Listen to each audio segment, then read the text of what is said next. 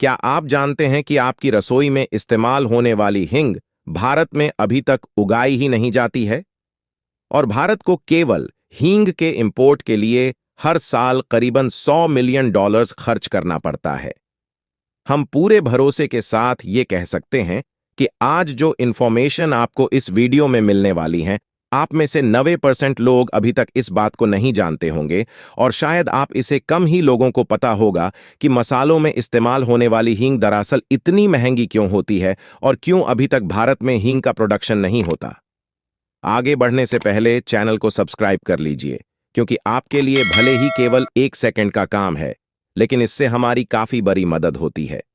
तो भारत में इस्तेमाल होने वाली 100% हींग अभी तक केवल इंपोर्ट ही की जाती है और इसमें से भी 90% क्वांटिटी अफगानिस्तान से आती है और बचा हुआ 8% क्वांटिटी उज्बेकिस्तान और 2% हींग ईरान से मंगाई जाती है। अंग्रेजी में हींग को ऐसे में फुट्टीडा कहा जाता है और हर साल इस मसाले की 1500 टन क्वांटिटी भारत में इंपोर्ट होती है। हींग की कुल 130 प्रजातियां पूरे विश्व में पाई जाती है, लेकिन इनमें से केवल एक ही पीसेस जिसकी कमर्शियल खेती की जा सकती है। यही वजह है कि 1 किलो हींग की कीमत इंटरनेशनल मार्केट में 2000 से 55,000 रुपए पर किलोग्राम होती है।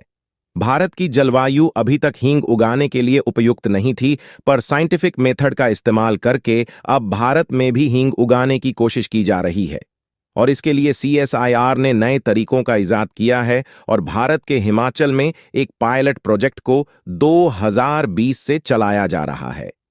पर दिक्कत यह है कि हींग के पौधे की जड़ों से ही इस मसाले को एक्सट्रैक्ट किया जा सकता है और इसे बनने में 5 सालों का वक्त लग जाता है। इसलिए अभी भी कम से कम 2025 तक हमें देश में पैदा हुई हींग देखने को नहीं मिलने वाली। कितने कमाल की बात है कि खेती न होने के बावजूद पूरे विश्व में सप्लाई होने वाली हींग का 40% हिस्सा भारत में कंज्यूम होता है।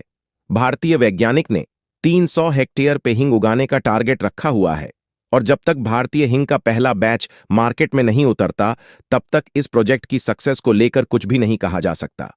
इससे पहले भी कुछ ऐसे पौधों को भारत में उगाने में सफलता हासिल हुई है जिन्हें अभी तक बाहर से इंपोर्ट करने की जरूरत पड़ती थी।